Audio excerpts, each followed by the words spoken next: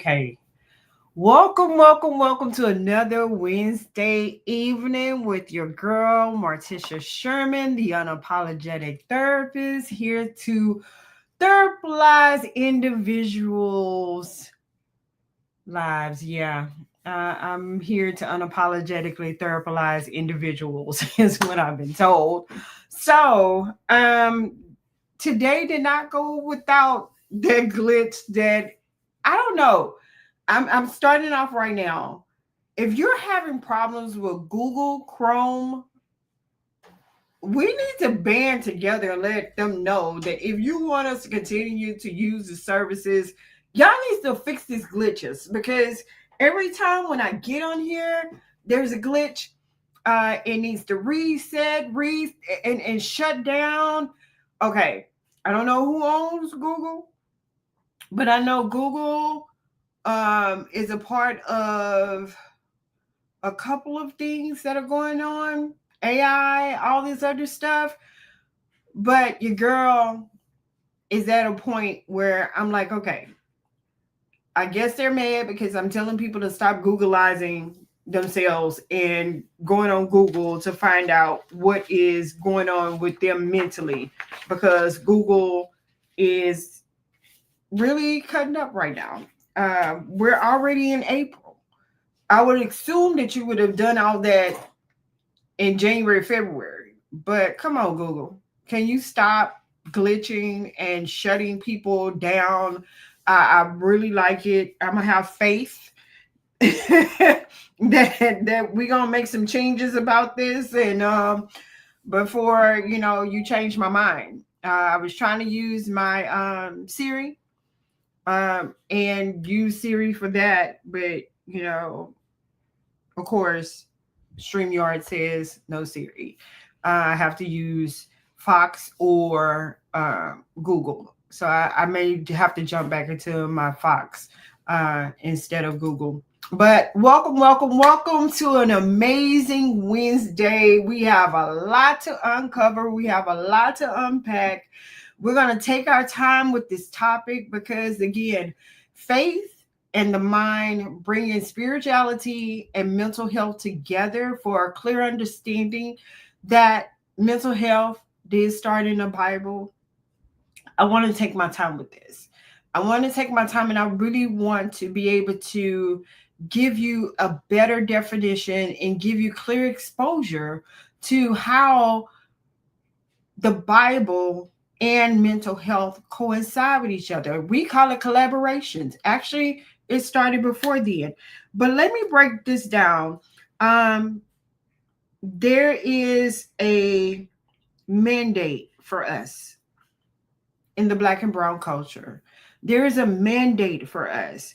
All the ladies, gentlemen, supporters of mental health awareness and the minorities, I'm calling you out right now.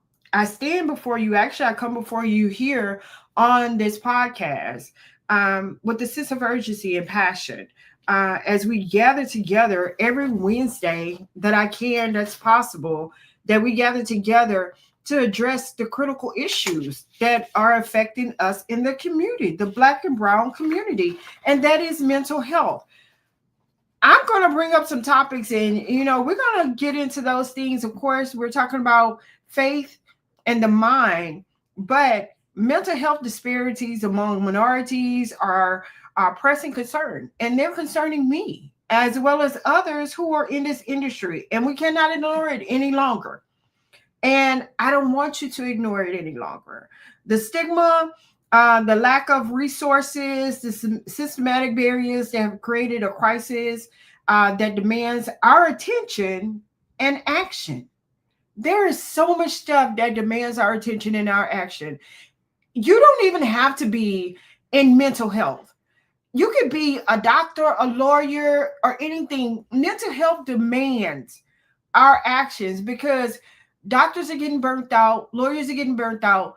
And being that I'm talking about faith and mindset, pastors' wives, the congregation, the people who are ministering to the congregation, there's a high demand that we do self-care and get it right, because we can't go any further by taking another generation into infirmities, stigma, inside of these barriers of what happens in the house stays in the house, what happens at church. Okay, now I'm finna go there. What happens at church stays behind church doors. No, it does not. Pastors are being accused, and they're also being sentenced for touching children. Members of the pastoral group. Let's be serious and let's be real. Okay, we have to come together. And this is the reason why I step out and I do the things that I do. This is why I raise funds for awareness. Because again, a lot of people cannot afford therapy services. A lot of people can't afford the insurance. A lot of people cannot afford certain things. And it's coming with a mindset. If you've been taught to be broke all your life, then that's the mindset you're going to have until you change your mindset. If you've been taught to be sick all your life, it's a mindset. Change your mind, change your behavior. Okay. I'm not condemning. I would not ever. Because like I said, I don't have a heaven or a hell to put you in. But what's right is right and what's wrong is wrong. And unapologetically, I'm coming at you. It's time to break these generational behaviors of thinking that we're less than, of thinking that we don't have enough, of thinking that we can't do certain things, and then passing that along to our children. And then we run up in the church building, the edifice, where the pastor is, where the pastor's wife is, where all these people who are parishioners is out of here. Then we want to tell them our business and then get mad because they're human and want to talk about it. No, we're not doing it. So I am commissioning you to support what is going on. Support the mental health awareness. If you want to give a donation, we're doing the Tonight is the Night Symposium in July 19th. I'm collaborating with some people. I'm telling you, we're doing some things, and we're doing some things boldly in the community. Okay. True enough, schools have wraparound. I worked wraparound. I know that it is needed for families, but you just can't give them food. You just can't give them clothing. You just can't give them things. They need how to eat properly. I know dietitians. They need to know how to manage their child's. Just because a 3-year-old is running around rampantly around the house don't mean that they have a behavior problem. Come on now. What did you do when you were 3? What did you do when you were 4? What did you do when you were 5? What did you do throughout your adolescent youth years? You played sports. You did this. These kids have a lot of energy. But I want to get back to faith. Okay, faith. Faith is a strong held belief or theory. Okay, when we're talking about faith, completely trusting and confidence of someone or something. When we're talking about faith, having faith in something or someone, having a belief about something. We're talking about mental health inside of the edifice, but we're also talking about mental health inside of the church, being us. We are the body. We are the body. So when we're talking about the body and taking care of our mental health, when we talk about mental health is it's vital for our well-being, influencing our thoughts, feelings, behavior. It encompasses around our emotions. It encompasses around our psychological thinking. It encompasses around our social whereabouts and what we do, our environment. What does your environment look like when you walk inside of the edifice with your pastor? Are you there just to show off your outfit? Are you there, ladies, just to see what man is inside of church? Men, just to see what woman is inside of church? What's your environment? when you step inside of that four-wall building. You're seeing a choir sing, then all of a sudden your eyes catch a glimpse of a gentleman that's there, or you see a woman that's singing. What's your mindset?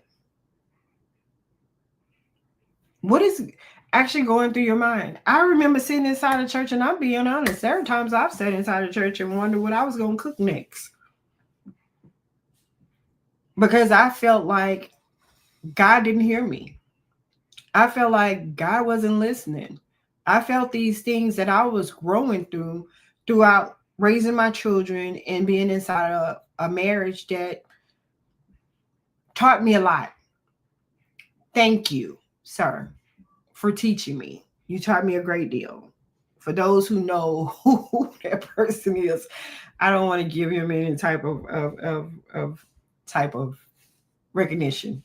But thank you for what you did. Thank you for preparing me for the next. Because in that, it changed my mindset. It changed my relationship with God, because I wanted God to fix things. Fix it, fix it, fix it. But no, fix me. Thank you. So when it comes to faith and my belief in mental health is the Black and brown culture is out here and we need help. We need the right service. We need the right people who are out here to service us and not service their pockets. True enough, everybody has bills to pay. Everybody has rent, lights, gas, water. But there are a great deal of us, Black and brown therapists, Black and brown psychiatrists, Black and brown social workers, Black and brown psychoanalysts, those who are analyzing kids for behavior, because parents feel like their kids are too out of control and I can't discipline them. And if I discipline them, then it's going to make them hate me or regret me, or, again, in that edifice, in that word, you're taught spare the rod, spoil the child. So if you're sparing the rod, it doesn't always have to mean that you chastise your child to where there's bruises or anything like that. Of course, anybody from CPS is going to say, no, don't hit your kid. How many kids do y'all have room for? I'm being honest, unapologetically. Can y'all keep putting kids in hazardous areas? So I'm going to say it, do you really have enough room to keep taking kids out of homes where they're being disciplined? Because I'm mad because my parents are not doing what I want them to do. So I urge you and I consider the impact that we're making out here to support when we could collaborate and do collective actions when it comes to mental health and faith. They really go together. It's a thought. It's an action. Faith. What do I believe in about mental health? My mindset. What do I think about mental health? I even posed a question. Is it the pastor or those in the congregation, those who are in pastoral position, is it their responsibility to push us to get mental health and mental health care? Because we were taught to bring our problems to the podium, bring. I'm sorry, I just had a thought. Growing up as a kid and being in a Baptist church and the deacons up there and they're praying, and that comedian that made the statement of, if ever you go straight to the front of the church and you trip over, that's all those prayers that was left for when the deacons were praying in the church that fell down. But anyway, is it fair? Is it fair as an individual to really take everything to your pastor? Is it fair for them to have to endure all of that when they spend days throughout the week? They have a house Some have wives, some pastors, females, and they have husbands. They have their lives, and putting those things together, and then going before God or going to the Bible and studying to bring you word. And I'm going to continue to stand on 2 Timothy 2:15. 2 Timothy 2:15. I didn't want to come here and just be like Bible, Bible, Bible, but I have to give you what it is, because we got to change our mindset. We have to change our mindset when it comes to mental health. We have to change our mindset when it comes to talking to our pastors and those parishioners that's over the church, that stands among that pulpit, and saying, hey, I want to, give you what I learned to share with you. And that's what it means by us congregating together, to come together with like beliefs. Now, I was going to be super unapologetic and say, this is not for those who are in religion, but those in a relationship. But it's all about growth and development. It's all about having that growth and that maturity to be able to know whether you have a relationship with God, and that's conditional. Religion is conditioned. Relationship is unconditional. Know the difference. Okay. Let's go to 2 Timothy, and I have to go to the Bible because I have to give you the word of what it says. 2 Timothy 2:15. Study and do your best. I'm actually reading from a different translation. Study to do your best to present yourself to God approved, a workman tested, trialed, who has no reason to be ashamed. Accurately handling and skillfully teaching the word of truth. Okay. We are all in different spaces when it comes to learning, being taught. I gave the illustration last week where when you are in the womb of your mother, you just know to breathe. Whatever she's eating is what you're eating. You're breathing in this liquid that's keeping you alive. You're hearing her voice. And if your father is in the house, you're hearing his voice. If your grandparents are there, you're hearing their voices.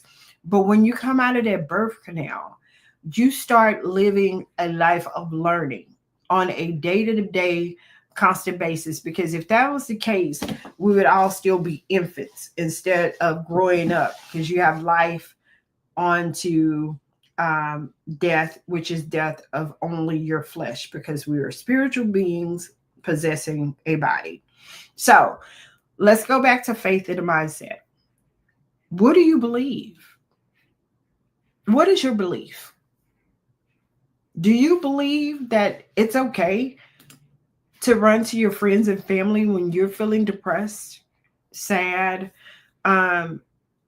suicidal, homicidal, if you're having mood swings and not knowing whether or not they're dealing with the same thing too?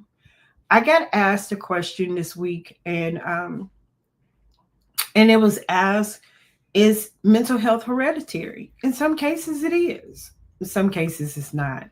You have different stages that can happen. And I expressed to you before that your mind is really not fully developed, females, until you're 25, males 27. We give you 2 extra years. It says 25, but 27 for males, because we give you 2 extra years to fully get developed.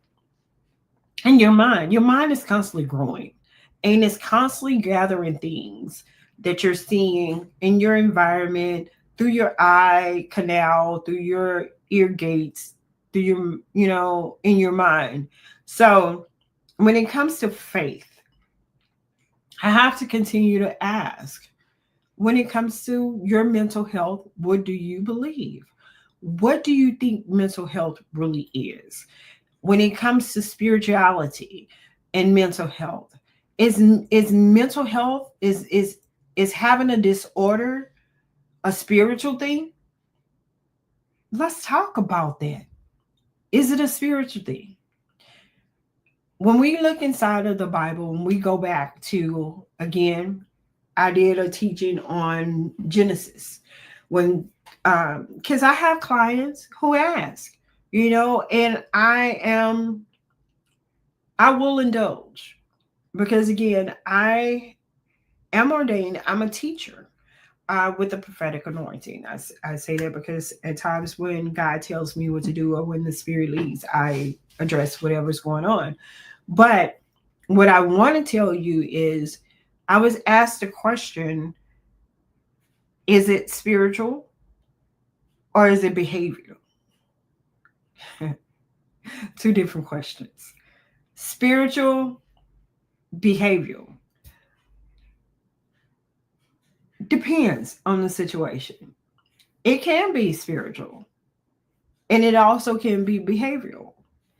When I say spiritual, again, we're spirits and things tend to happen. If you can believe that things happen for a reason and things happen for a purpose, they're spiritual.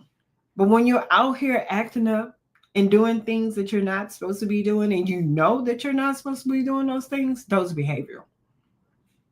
Okay. So when we're talking about faith and we're talking about the mind, bringing spirituality and mental health to a real understanding for the people, I broke down Adam and Eve to a client because I was asked a question. And thank you for those who are following. Thank you for those who are watching. Don't forget to like and subscribe to our YouTube channel where you can always catch shorts. You can even see the full podcast.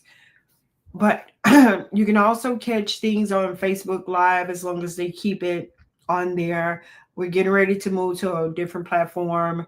Also, not move to a different platform, but add to our platform. We're still looking to get our 100 subscribers. Let me tell you, I'm not asking for 1,000 people. I'm not asking for 1,000,000 people. I'm asking for the people that need to see this and need to share it because they know that it's valued information, that it's tangible information for your loved ones to understand. I'm not here again to chastise. I'm not here to condemn. I'm here to give you the benefit and give you the necessities of what you need here on this podcast. For those who don't know me, I know I'm going this way, but my name is Martisha Sherman. I am the unapologetic therapist. I am a licensed professional counselor associate, a couple of weeks from being fully licensed. I'm so excited. But I'm here and I've been in this industry for 11 plus years. I am also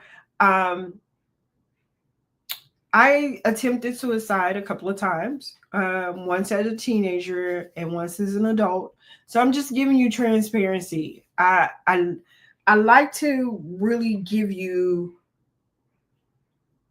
me and not book. I went to school for it. I went to theology school. I went to Grand Canyon. The school I went to get my information about the Bible was Maximize Life Bible Institute in Channelview. If ever you want to get that information, just go to Praise Christian Center World Outreach. They do have a Bible teaching, hermeneutics and all that are the staff. It's a 2-year program. I really enjoy the teachers there. I almost became a teacher there, but the teaching is very powerful and very touching. As well as I went to Grand Canyon University. I'm also an alumni of University of Houston downtown. I also went to TSU. TSU was my first start when I went into psychology, and I had to take a break, of course, being a mom. I was a teen mom first and then a mom. I had all my kids within my 20s, so my kids are amazing. But getting back to faith in the mind. They correlate. They really do. And once you get a clear understanding, because we all believe in something, we all believe in someone, we all believe that there is a higher power, we all believe that there's a God upstairs, we all believe, you know, even people who call themselves atheists believe in something. They believe something. It can be an alien. I don't. The alien fell down and told me something, and this and the other. But faith is what you believe. The mindset is what you think. So when you believe something, you think about it. And bringing spirituality to mental health. Is it spiritual? Is it mental? Is it spiritual? Is it behavioral? Those are topics that you can have discussions with. I'm here every Wednesday from 7 to 8 Central Standard Time. But I want you to be able to get the nutrients that you need according to where you are and how you see things and how you go about understanding what it is that you need to understand about faith and mental health. So, I want to go on and continue with this, talking about faith in mental health and just what it is that we are missing out in our lack of understanding. What do you not understand um, about bridging? Bridging the gap. It was actually supposed to be bridging the gap. So bridging the understanding of spirituality and mental health. And as we explore what mental health is and how does it work with us and how do we get into understand what cognitive behavior is when it comes to mental health, um, I want to again address understanding the difference. We're going to start with the basics. Um, if you're not familiar with mental health and what mental health is, I did give a disclosure on there. This is not about, Bible bashing. I'm not here to argue with anybody about the Bible or anything like that. And going back to the client that I had, where we were talking, an individual that we were talking in, and great conversation. I enjoyed great conversation, but the conversation was about mental health and is it the responsibility of the pastor? Is it the responsibility of the parishioners to push you to seek mental health care? And I would say they can suggest it. They can suggest. Prayer is good. Prayer does work. But when we talk about faith, the word says faith without works is dead. So when you're talking about faith and what you believe in, the belief that you need to have your mental health checked and make sure that you're okay, that's showing that you have faith enough to know that you can do these things, that you can seek professional help from a psychiatrist, psychologist, therapist, social worker. And again, just because you're asking someone questions doesn't mean that you have a mental health issue. It doesn't. You're just asking questions. 5 types, and I'm going to say it again, 5 types of clients. And I say this when I train about mental health. 5 types. You have those who may or may not have had a mental health issue, a mental health crisis, but they can manage life. They know they have amazing coping skills on how to address a situation when they're stressed. They don't just compartmentalize things. They don't just compartmentalize things. They know how to address it, get it done, and get it over with. Then you have those who not necessarily have a therapist, because I have one. Even if I was number 1 or number 2, but you have a professional that you talk to, and talking to that professional is just, it's called talk therapy. Therapy is called talk therapy, where you talk the things out, you talk them through, you talk them with someone professional that can give you the right advice. Those individuals don't necessarily have to have medication, but they can function with life. Then you have the third one. They can function with life. They have a therapist, but they need some bit of medication to taper off. I'm holistic. I'm coming at you. I'm not doing medication. That's who I am. I'm very holistic about what I do.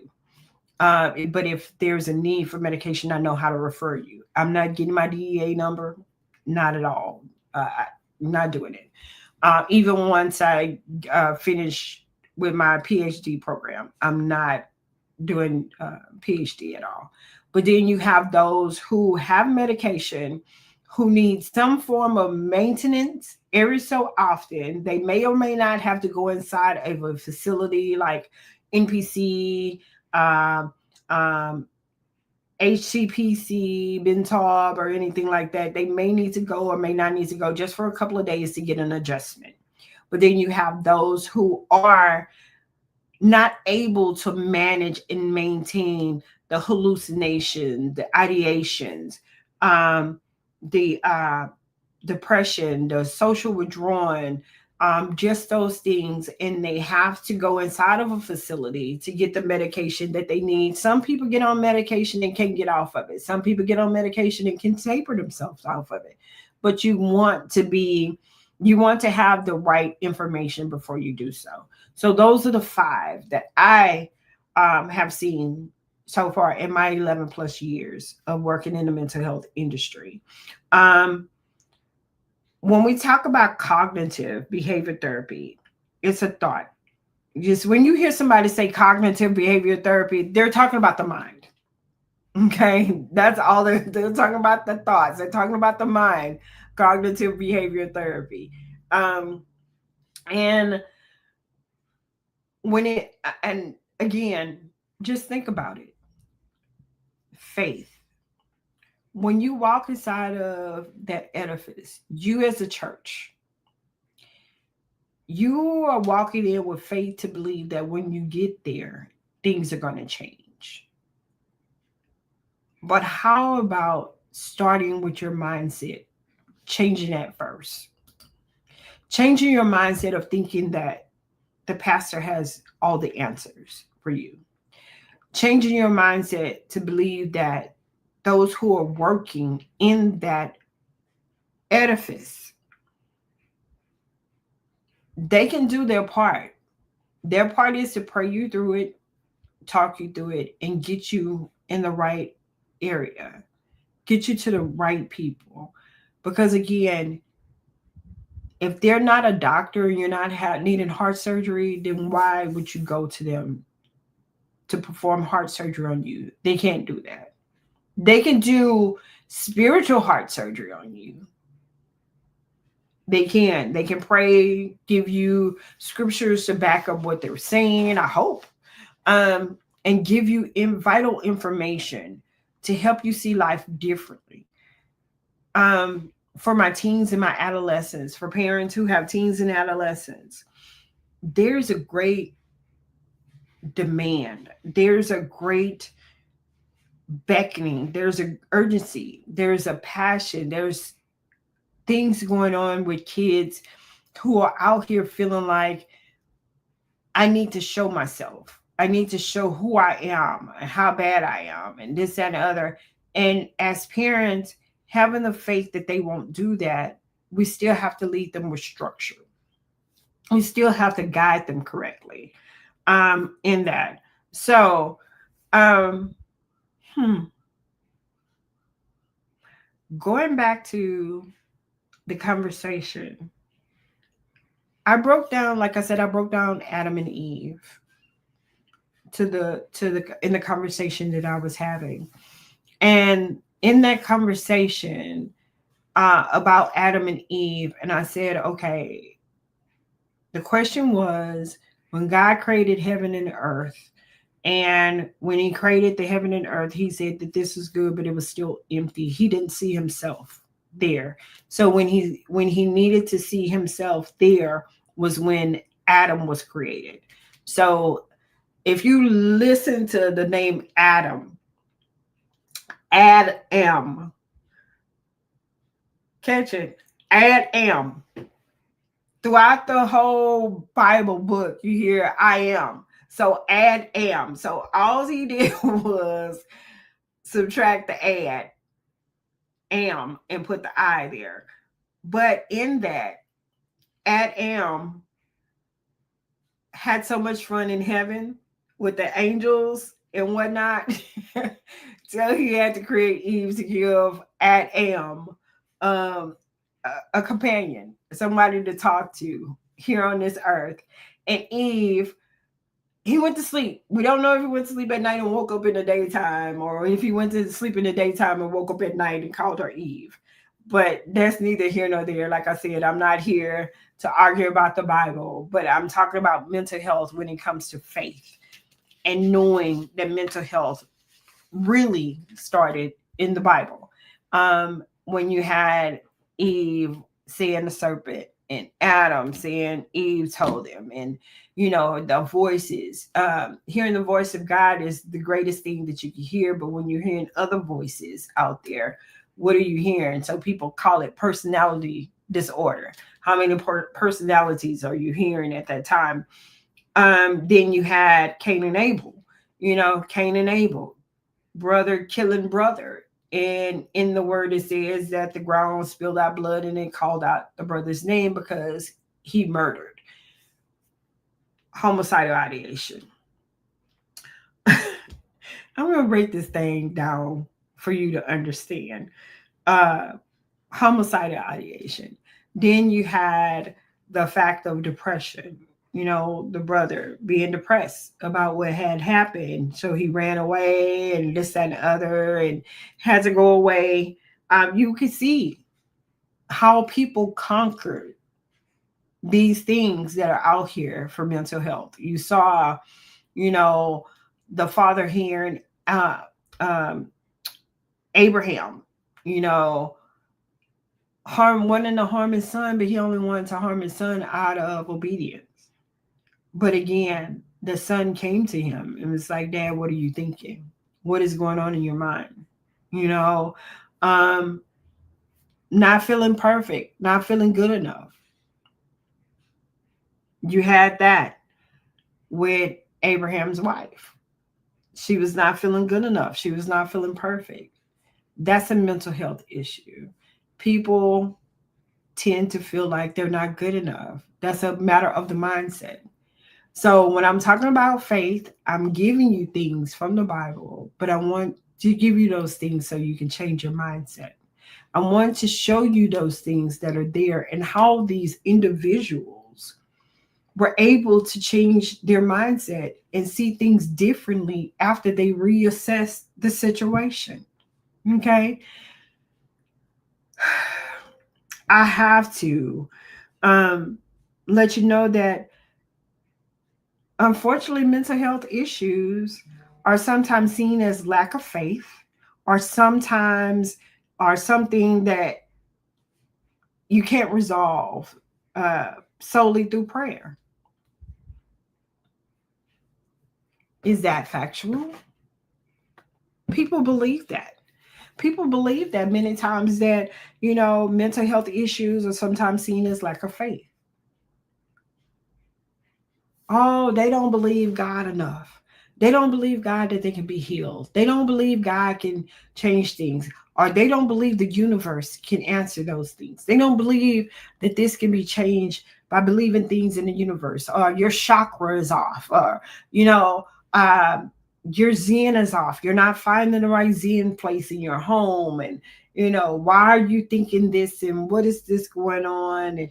And all of that. But mental health issues is not from a lack of faith. I'm here to debunk and dismantle these things that we were taught, these things, these cliches, that we were given growing up as kids, growing up all the time. You know, it also creates a barrier for people to seek help. Christian counseling, like I said, there are universities out here that offer Christian counseling, but I have to ask, are you able to pull these people out of a rabbit hole when they're depressed, when they're going through these things, when they're fighting within themselves? I if you have not heard, and I'm not one that like to give a lot of things out, but if you have not heard Pastor Kirby John Caldwell's teaching, The Enemy, you need to pull that up. That teaching itself taught a lot about the inner me, inner me.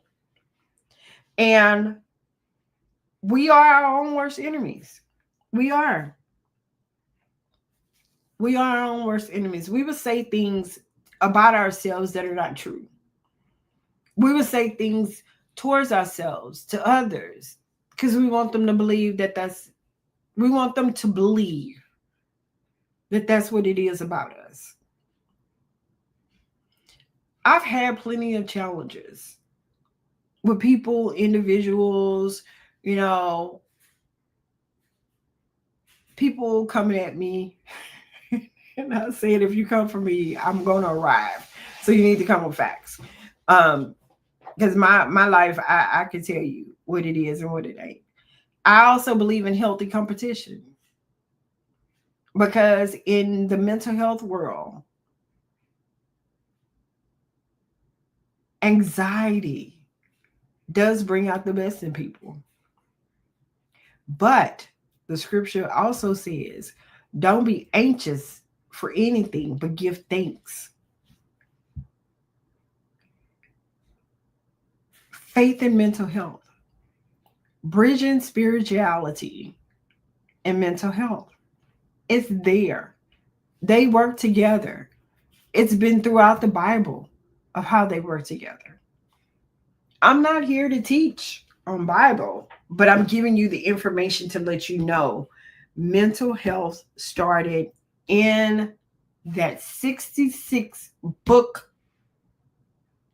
big book that we see a Bible that has 66 books inside of it. One book with 66 books inside of it, starting from Genesis to Revelation. Genesis to Revelation will tell you everything about mental health inside of there, precept upon precept, how to change your mindset, to know that you were created for better, to know that you were meant to be here, to do the work. I accept my assignment. Matters if I have backing or not, I'm still going to advocate for mental health and mental health awareness, and advocate for breaking the stigma that is causing the Black and brown culture to not seek the proper services that is needed. Stop self-medicating yourself. Stop self-evaluating yourself. I'm going to run this race until my last breath, because it's in me, it's for me. I was chosen for this assignment, and I'm going to stick to it. So when it comes to faith, what you believe, and when it comes to mental health, what do you think? What are your beliefs? What are you thinking of? How is it correlating to your life? Look at your life. Do you believe that you deserve to live the life that you live? Do you believe that your life is everything that you want it to be? If it's not, change your mindset. Mind map it. Don't vision board it yet. Mind map it. I was told something today, and I'm very humble. I walk in humility all the time. But when somebody tells you that you were sent to them at the right time, it's very humbling. And when they say that, thank you, because I needed to hear the things that you said because you came at me with positive. I'm going to come at you with positive. And the positive is seek the services. I have to stop right there. For those of you who watched or were watching March Madness, I don't like the name, but that's what they call it. Because when you think about the word madness, and with it being the month of March, and you think about the word madness, do you clearly understand the definition of what madness means? It means extremely foolish, irrational, and reckless behavior. A state of having a serious mental condition. Madness. The month of hey, for all you basketball goers and watchers, I like watching basketball too. But think about the words that you say. I'm not asking them to change it because that's how they make their money. That's how they advertise. But if you think about March Madness, the act of a mental situation, serious mental health condition, extremely foolish, irrational, and reckless behavior. And I'm unapologetically, there were some people who were acting that way towards those players. How can you, as a grown person, or even an attendee of that event, come at those players who play hard for you to watch? You chose to watch them play. You chose to be a part of that. But for you to turn around and say negative things to where a child either has to go into hiding or their suicidal ideation or homicidal ideation, they're frustrated, they're sad. How dare you fix your face, like my grandma used to say? How dare you fix your face to not think about the mental health of that athlete? How dare you speak ill will over anybody? How dare you take a form of entertainment and turn it into something so disruptive till you take the passion out of something somebody loves to do because you want to be vocal about how you feel? You don't know the state of mind that person is in. I say it all the time. You don't know what that person is processing and what they're growing through at that time, so they may want to harm themselves. And out of embarrassment or shame, they're not going to seek professional help. They just bottle it up until something else triggers them to explode.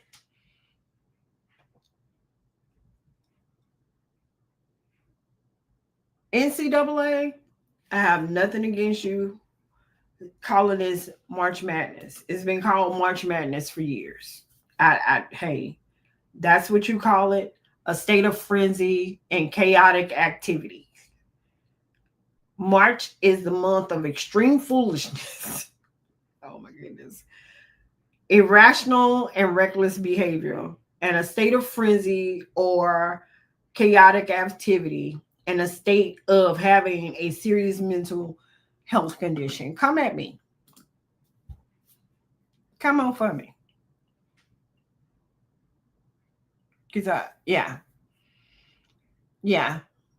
that Cougars in Florida game, congratulations to Florida. Congratulations to the Houston Cougars for even getting there to the Final Four and being one of the top two teams to get there.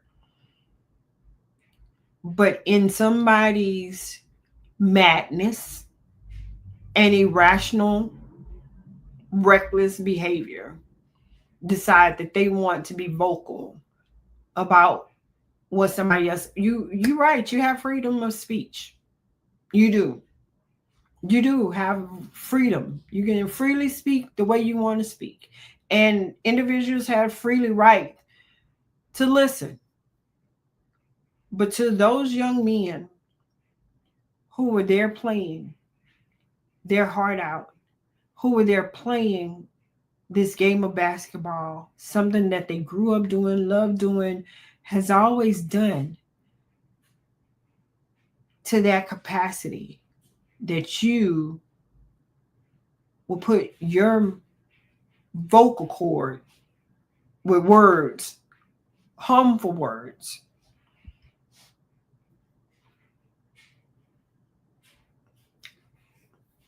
unapologetically, I call that homicidal ideation. For you to threaten someone and say the things that were said to that young man, or even a player that was even a part of this March Madness. Even for the young man who got the $1 million contract or $2 million contract, and they went on to speak ill will against him because his team didn't make it.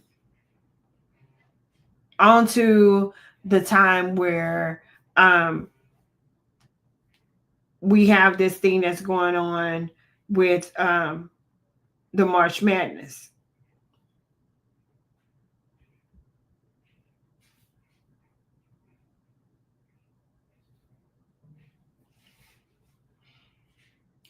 Watch your words. Be mindful. I don't care how frustrated you get. Don't nobody deserve your words. Not in that capacity, because that's somebody's child. What if somebody said that to your child? That's somebody's son, somebody's daughter. What if they said that to your kid? You be ready to do something to them. These kids out here nowadays that are playing sports, true enough, I remember when I played sports, we wasn't offered money like that. But these kids out here, they're earning that. Even if it's given, it's still done. Faith, what do you believe? Do you believe that young man deserved that reckless, irrational behavior? Mindset. That person needed to change their mind and apologize, because he didn't deserve. Everybody that tried to reach out to anybody from this March Madness thing onto basketball, onto all of this, I've been growing through the history of basketball. I'm a volleyball girl, volleyball, track, cross country. I play basketball. I like basketball, but I know me, the ball won't make it to the hoop that much. But I loved the fact that we did for the love of basketball and mental health when we did it. It was fun. I like to see people out there being active. But what I want to say is faith. There is a major misconception that faith alone can cure mental health.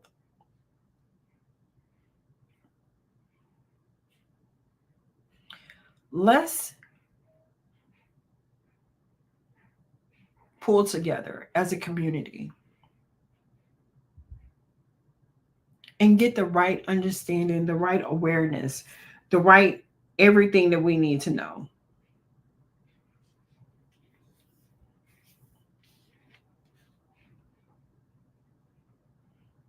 All of that.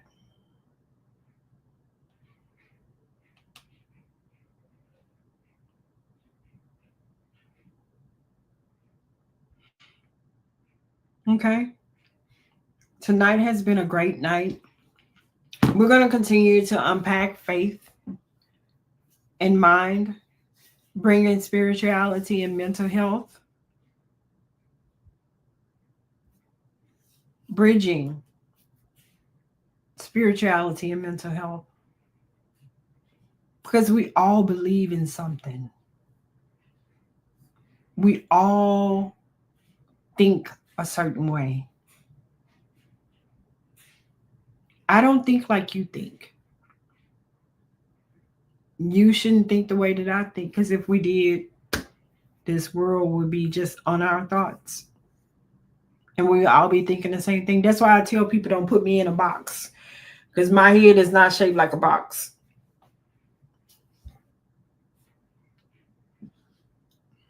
I know this may be a topic that a lot of people don't want to talk about, but I'm here to talk about it.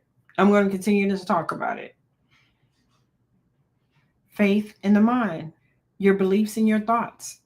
What are your thoughts? What are your beliefs? Don't forget to like, share, and subscribe.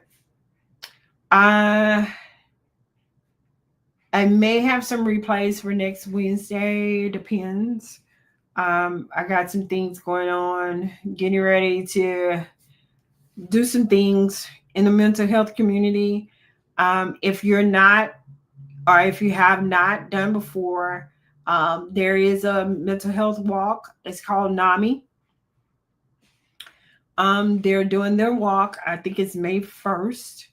Also, your girl, yes, I am a part of the Texas Black Expo that's happening May 3rd and 4th.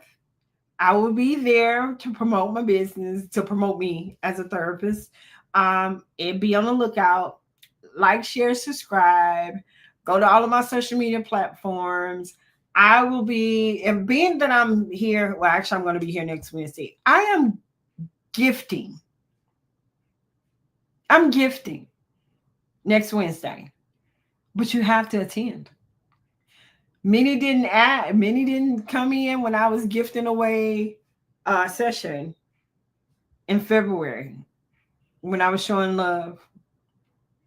I'm here for the Black and Brown community. Let's get this done. Let's get the word out there. Let's stop a lot of behaviors that we can stop. We can be the change. Let's be the change for the community. And stop talking about it and doing it. Stop saying I'm there, I'm going to do this, I'm going to help, and don't do it. Faith and mind, bridging spirituality and mental health. It's your girl, Morticia Sherman. I am the unapologetic therapist. I'm here to give you the things that you need for the community, what's going on out here, how we handling it. Join me again next week. I'm going to finish this thing out. We're going to break this down. Don't forget to like, share, and subscribe. Find me on all social media platforms. My phone number is listed below. You can reach out to me. Oh, also, be on the lookout for our open house. I have changed locations. We're going to have an open house where we're talking about groups in different capacities. Again, when you know better, you do better, and you respond differently. You respond better because you know how to respond the right way. I love you to life. I will always love you to life, and I need to see you here on this earth. Happy Wednesday, April the 9th, and I hope to see you next week on April 16th as we continue to unpack faith and mind, bridging spirituality and mental health. And take the pressure off your pastors, please. Take the pressure off of those parishioners that are in the church. They're human. They're not a robot. They do bleed like we bleed. They go to sleep. They put one pants leg, one leg at a time. Change your mindset. I believe a lot of churches will flourish, and they will flourish when people grasp the concept that the pastor's there to provide the word. You're there to grasp it.